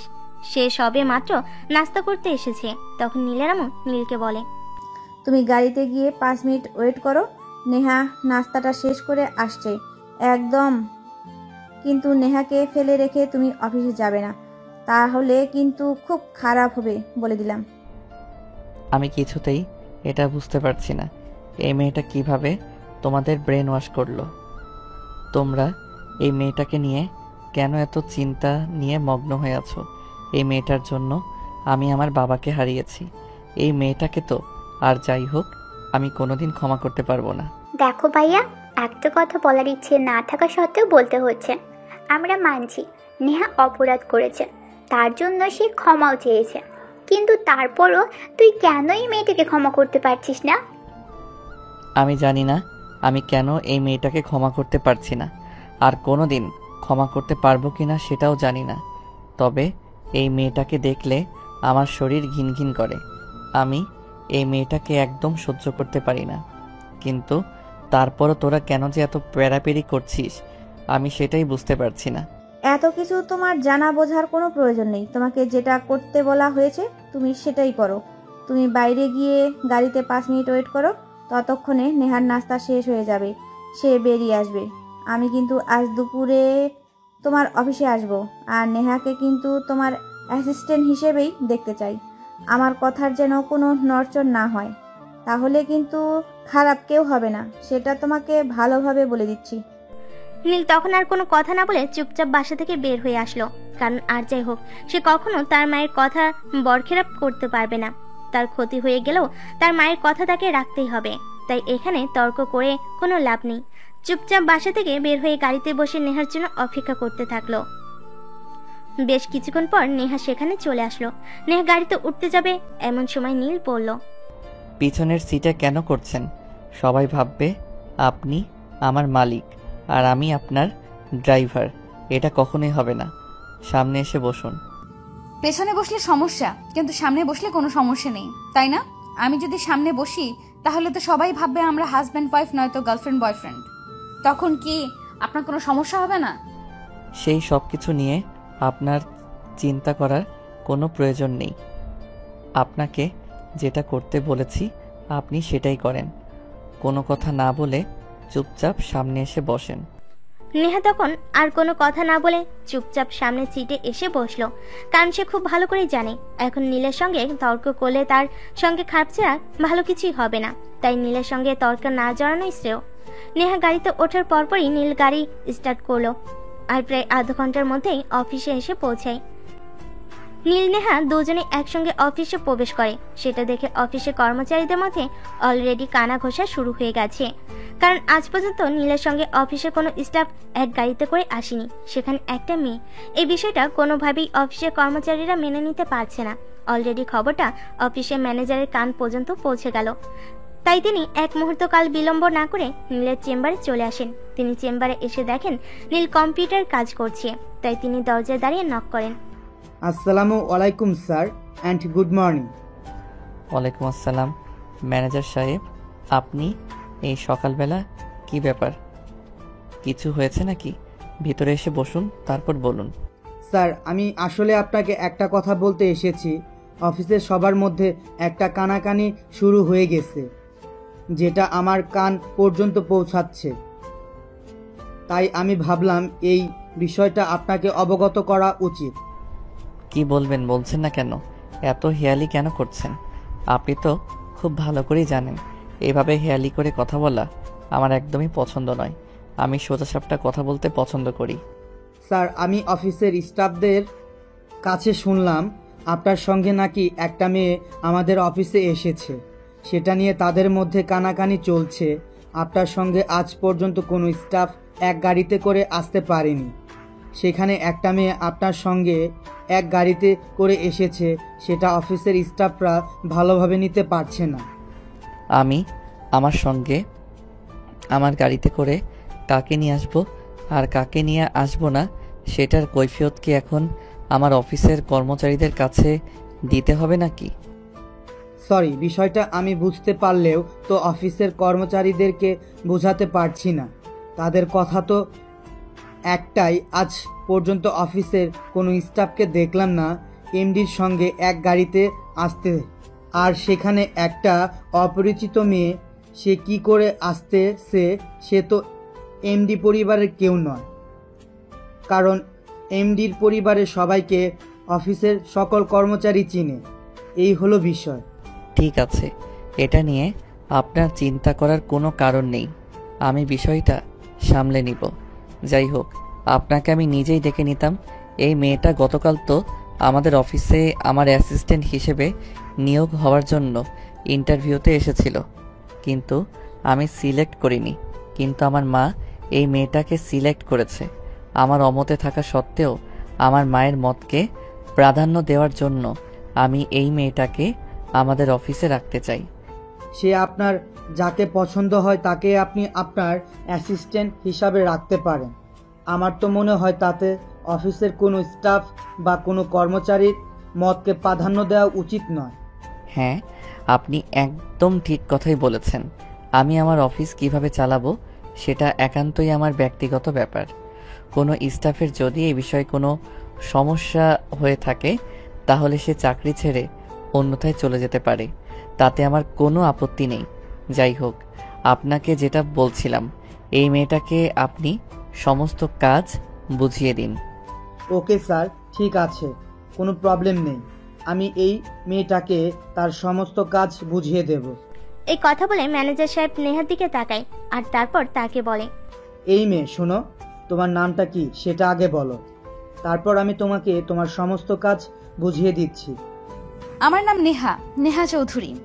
আমি যদি খুব বেশি ভুল না করে থাকি, তোমার বায়োডাটাতে তোমার পিতার নাম দেখেছিলাম আশরাফ চৌধুরী, তাই না? হ্যাঁ, আপনি একদম ঠিক বলেছেন। আমার বাবা মৃত আশরাফ চৌধুরী। তার মানে আপনি তো চৌধুরী গ্রুপ অফ ইন্ডাস্ট্রির এর একমাত্র মালকিন, কিন্তু আজ আপনার এই অবস্থা কেন? কি হয়েছে আপনার? ম্যানেজার সাহেব, এখানে আপনি আমার অফিসের একজন কর্মচারী। আপনি আমার কাজ করতে এসেছেন কারো বায়োডাটা বা ফ্যামিলিগত তথ্য জানার জন্য নয়। I am so sorry sir. আসলে স্যার, আমি আপনার কোম্পানিতে চাকরি নেওয়ার আগে একবার চৌধুরী গ্রুপ অফ ইন্ডাস্ট্রি কোম্পানিতে চাকরির জন্য আবেদন করতে গিয়েছিলাম, কিন্তু দুর্ভাগ্যবশত সেখানে আমার চাকরিটা হয়নি। সেই দিনটাকে আমি আমার দুর্ভাগ্য মনে করি। সেদিন ওখানে আমার চাকরিটা হয়ে যেত, তাহলে আজ আমি আপনার অফিসে চাকরিটা করতে পারতাম না। তাহলে যেটা আছে সেটা নিয়ে সন্তুষ্ট থাকুন। অতিথি নিয়ে কোনো কথা বলা আমি পছন্দ করি না, বুঝতে পেরেছেন? ম্যানেজার সাহেব তখন আর কোনো কথা না বলে নেহাকে নিয়ে সেখান থেকে চলে গেল। সমস্ত কাজ বুঝিয়ে দেন। নেহা তার মতো করেই কাজ করতে থাকে, কিন্তু অফিসে আসার পরপরই নেহা খুব বড় একটা প্রবলেমের সম্মুখীন হয়। কারণ নীলের অফিসের অধিকাংশ স্টাফ ছেলে মানুষ ছিল। সমস্যাটা ছেলে মানুষ নিয়ে নয়, সমস্যাটা হলো নীলের অফিসে যে ওয়াশরুম রয়েছে সেটা ছেলেদের আর মেয়েদের দুটোই একসঙ্গে। কিন্তু নেহা এরকম পরিবেশে অভ্যস্ত নয়, তাই সে ওয়াশরুমে গিয়েও ওয়াশরুমের কাজ না করেই বের হয়ে আসে। তারপর সে কোনো রকমে অফিসের কাজ করতে থাকে। এরপর চলে গেল আরো 1 সপ্তাহ। ইতিমধ্যেই নেহা নিয়মিত অফিসে যাওয়া আসা করছে, আর একটা বিষয় তার জন্য খুবই বিরক্তিকর লাগছে, সেটা হলো ওয়াশরুম। তাই নেহা আজ সিদ্ধান্ত নিয়েছে নীলের সঙ্গে এই বিষয়ে কথা বলবে, কারণ মেয়েদের প্রাইভেসি বলতে কিছু একটা তো আছে, তারা চাইলে ছেলেদের ওয়াশরুম ব্যবহার করতে পারে না। এমন চিন্তা করে নেহা নীলের কেবিনে যায়। স্যার, আমি ভেতরে আসবো, আপনার সঙ্গে একটু কথা বলার প্রয়োজন ছিল ইমিডিয়েটলি। এখন আবার আপনার কি কথা বলার প্রয়োজন আছে? ঠিক আছে, ভিতরে আসেন। তবে আপনারা সবাই খুবই কম, অনলি 30 সেকেন্ড, এর মধ্যে আপনাকে যা বলার বলতে হবে। স্যার, আসলে আমি আপনাকে এই কথাটাই বলতে এসেছিলাম যে দেখুন, আমাদের অফিসে ছেলেদেরকে আর মেয়েদেরকে একটাই ওয়াশরুম ব্যবহার করতে হচ্ছে। আপনি প্রাপ্তবয়স্ক একটা ছেলে, তাই আপনি খুব ভালো করেই জানেন। আর যাই হোক, ছেলে মেয়ে কখনোই একটা ওয়াশরুম ব্যবহার করতে পারে না। মেয়েদের প্রাইভেসি বলতে কিছু আছে। মানে আপনি কি বলতে চাইছেন আমি কিছুই বুঝতে পারছি না, একটু খুলে বলুন। তবে সময় খুব কম, সেটা তো আপনাকে বললামই। না, মানে আমি আসলে এটাই বলতে চাইছিলাম, যদি মেয়েদের জন্য আলাদা একটা ওয়াশরুমের ব্যবস্থা করতেন তাহলে হয়তো ভালো হতো। 1 মিনিট, মানে আপনি কি বলতে চাইছেন আমার অফিসের ডিসিপ্লিন আপনাদের জন্য যথেষ্ট নয়? যদি আপনার সাথে মনে হয়ে থাকে তাহলে আপনি চাকরি ছেড়ে চলে যেতে পারেন, কারণ আমি আপনার জন্য আমার অফিসের নিয়ম বদলাতে পারবো না। আমার অফিসটা আমার নিয়মে চলবে, আপনার নিয়মে নয়। আপনি পারলে এখানে চাকরি করুন, নয়তো চাকরি ছেড়ে চলে যান। আপনার মতো কর্মচারীর অভাব নেই অফিসের, তাই আপনি চলে গেলে আমার কোনো সমস্যা হবে না। আনসার, দেখুন, আমি বিষয়টা আসলে ওভাবে বলতে চাইনি। দেখুন, মেয়েদের তো প্রাইভেসি বলতে কিছু থাকে, সব কাজ তো আর ছেলেদের ওয়াশরুমে হয় না। তাছাড়া ছেলে মেয়ে একটা ওয়াশরুম ব্যবহার করতে পারে না, দেশের কোনো কোম্পানিতে এরকম নিয়ম নেই। এত কথা আপনি কেন বলছেন? আমি তো সেটাই বুঝতে পারছি না। আপনার যদি আমার অফিসে চাকরি করতে এতই সমস্যা হয়, তাহলে আপনি আমার অফিস থেকে চাকরিটা ছেড়ে চলে গেলেই তো পারেন না। আপনাকে কে বেঁধে রেখেছে এখানে চাকরি করার জন্য? নেহা তখন খুব ভালোভাবে বুঝতে পারলো। আর যাই হোক, নীলের সঙ্গে এই বিষয়ে কথা বলে কোনো লাভ হবে না, কারণ নীল কোনো কথাই শুনবে না। তাই সে বাধ্য হয়ে সেখান থেকে বের হয়ে চলে গেল। এরপর চলতে থাকলো দিনকাল। প্রতিদিন নেহাকে বিভিন্নভাবে অপমান করত, কিন্তু নেহা সেই সব কিছু সহ্য করেও সেখানে পড়ে থাকতো, কারণ তার আর কোনো উপায় ছিল না। একদিন হুট করে ব্রেকফাস্ট টেবিলে নীল তার আম্মুকে বলে, আম্মু, আমি চিন্তা করছি এবার বিয়েটা সেরেই ফেলবো। তবে তোমার পছন্দ করার কোনো মেয়েকে নয়, আমার পছন্দ করা একটা মেয়ে আছে, আমি তাকে বিয়ে করব। কি বলছিস তুই এসব? আমি তো নিজের কানকে বিশ্বাস করতে পারছি না। বিয়ে করবি সেটা আবার তুই? তো মেয়েটাকে সেটা তো অন্তত আমাকে বল। সময় হলে সব কিছুই জানতে পারবে, এখন শুধু অপেক্ষা করতে থাকো। তবে আমি যে বিয়েটা করছি সেটা কিন্তু ফাইনাল। আর নেহা, আপনাকে বলছি, আপনি যেহেতু আমার পার্সোনাল অ্যাসিস্ট্যান্ট, সেই হিসেবে আমার বিয়ের সমস্ত দায়িত্ব আপনাকে পালন করতে হবে। ওকে স্যার, ঠিক আছে, কোনো প্রবলেম নেই। আমি সমস্ত দায়িত্ব নিজের হাতেই পালন করব। কথাটা বলতে নেহার হয়তো অনেক কষ্ট হচ্ছিল, কিন্তু তারপরও তাকে বলতেই হলো। যাই হোক, এরপর চলে গেল আরও 1 সপ্তাহ। হঠাৎ একদিন নীলের মা নিজের রুমে বিশ্রাম করছিলেন, এমন সময় নীল সেখানে উপস্থিত হয়। কি ব্যাপার নীল, তুমি তো সচরাচর কখনোই আমার রুমে আসো না, আজ হঠাৎ কেন? কিছু হয়েছে নাকি? সেরকম কোনো কিছু হয়নি। আসলে তোমার সঙ্গে একটা বিষয় নিয়ে আলোচনা করব বলে এসেছি। তোমাকে তো সেদিন আমি বলেছিলাম আমি বিয়ে করব বলে মন স্থির করেছি।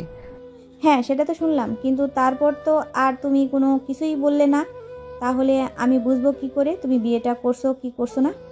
আম্মু, তোমাকে আজ আমি একটা গোপন কথা বলতে চাই, যেটা আজ পর্যন্ত কাউকে বলিনি। নেহাকে আমি খুব ভালোবাসতাম আর এখনো ভালোবাসি, তাই আমি নেহাকেই বিয়ে করতে চাই। কিন্তু তুই তো নেহাকে একদম সহ্য করতে পারিস না তো। আর শেষে বড় কথা হলো, নেহা কি তোকে বিয়ে করতে রাজি হবে? নেহা এমনি এমনি আমাকে বিয়ে করতে রাজি হবে না। তাকে রাজি করানোর জন্য আমাদেরকে একটু কৌশল অবলম্বন করতে হবে। বেশ, তাহলেই কাজ হয়ে যাবে। কিন্তু কিভাবে কি করবে আমি তো কিছুই বুঝতে পারছি না। আসলে তোর মাথায় কি চলছে আমি সেটাই বুঝতে পারছি না। তুই একটু আমাকে খুলে বল। দেখো আম্মু, ইদানিং আমি খুব ভালোভাবে লক্ষ্য করছি নেহা আমার প্রতি অনেকটাই দুর্বল। কারণ আমি তাকে যতই অপমান করি না কেন, সে কিন্তু অপমানের কোনো প্রতিবাদ করছে না। হ্যাঁ, সেটা তো আমি খুব ভালোভাবে দেখতে পাচ্ছি।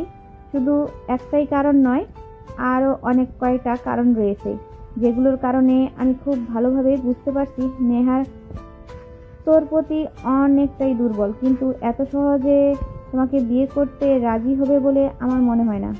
হ্যাঁ, সেটা তো আমি খুব ভালো করেই জানি। সেই জন্যই তো বলছি আমাদেরকে অন্য কোনো পন্থা অবলম্বন করতে হবে, যাতে সাপও মরে লাঠিও না ভাঙে। অতঃপর নীল তার আম্মুকে সমস্ত প্ল্যান খুলে বলে। সবকিছু শুনে তার আম্মু তাকে সম্মতি দেয়, আর সেই প্ল্যান অনুযায়ী কাজ চলতে থাকে। এরপর চলে গেল আরো বেশ কয়েকদিন। হঠাৎ একদিন অফিসে এসে নীল নেহাকে নিজের চেম্বারে ডেকে নিল।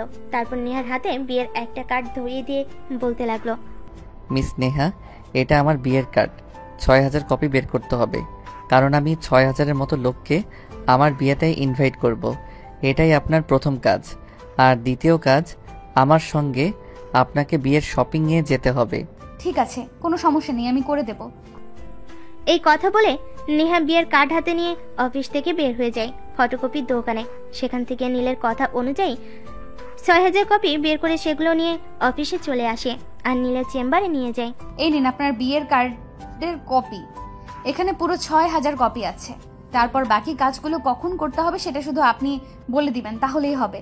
নেহা, আপনার কথাগুলো কেন যেন গলায় আটকাচ্ছে। কি হয়েছে বলুন তো? না স্যার, আমি একদম ঠিক আছি, আমার কিছুই হয়নি। আসলে একটু সর্দি লেগেছে মনে হয়, তাই এরকম গলাটা আটকাচ্ছে। আমি এখন আসছি, আপনার কিছু প্রয়োজন হলে আমায় ডাকবেন। এই কথা বলে নেহা নিজের কেবিন থেকে বের হয়ে চলে গেল।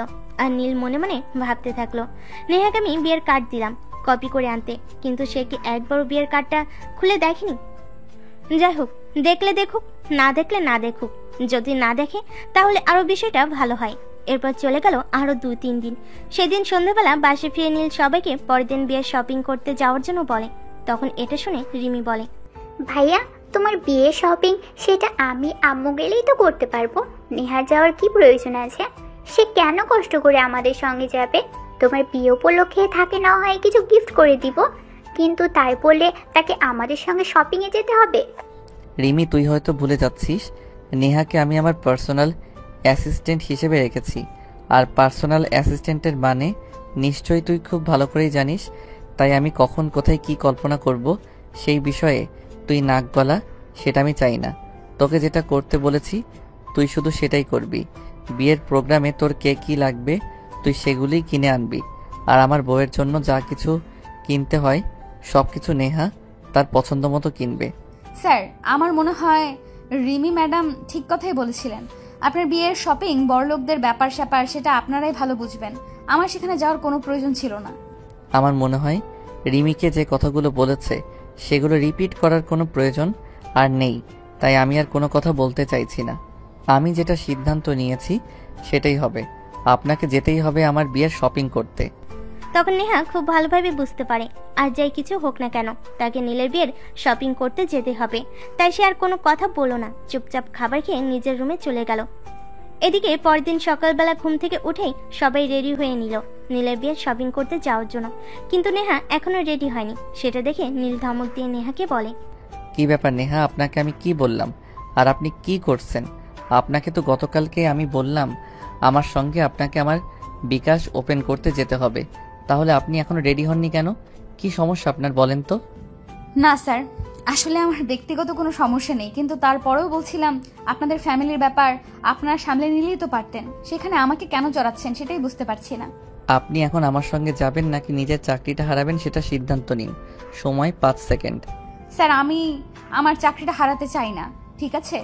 আপনি 2 মিনিট ওয়েট করুন, আমি শুধু ড্রেস চেঞ্জ করে চলে আসছি। এই কথা বলে নেহা সেখানে আর এক মুহূর্ত দেরি না করে সোজা নিজের রুমে চলে যায় আর তারপর ড্রেস চেঞ্জ করে রেডি হয়ে নিচে আসে। তারপর সবাই মিলে শপিং করতে চলে যায়। আর এদিকে দেখতে দেখতে বিয়ের দিন ঘনিয়ে এলো। সারা বাড়ি অনেক সুন্দর করে সাজানো হয়েছে, চারিদিক আলোয় আলোয় ঝলমল করছে। কিন্তু একটা বিষয় নেহাকে খুব অবাক করেছে, কারণ নীলকে হলুদ দেওয়ার জন্য তার শ্বশুরবাড়ি থেকে কোনো তত্ত্ব আসেনি। তার হলুদের সমস্ত আয়োজন তাদের বাড়িতে করা হয়েছে, কিন্তু সে সব কিছু নিয়ে নেহার বিশেষ কোনো মাথা ব্যথা নেই।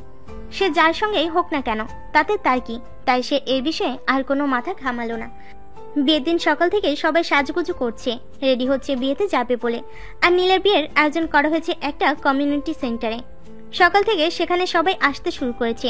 এদিকে দেখতে দেখতে বিয়ের প্রোগ্রাম প্রায় শুরু হবে, কিন্তু এখনো নেহা বিয়ের পার্টিকে দেখতে পাচ্ছে না। সেটার জন্য সে খুবই বিচলিত হচ্ছে, কিন্তু কাউকে কোনো কিছু জিজ্ঞাসা করতে পারছে না। ইতিমধ্যে কাজী সাহেব চলে এসেছেন বিয়ে পড়ানোর জন্য। তখন নীলের মা নেহাকে বলে, নেহা, নীলকে নিয়ে স্টেজে বসো, কাজী সাহেব চলে এসেছে, এক্ষুনি বিয়ের কাজ শুরু করবেন।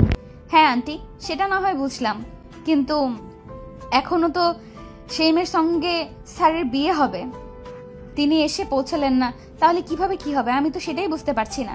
স্যার কি একা একাই বিয়ে করবে নাকি? হ্যাঁ, আমি একা একাই বিয়ে করব। কেন, আপনার কোনো সমস্যা আছে নাকি তাতে?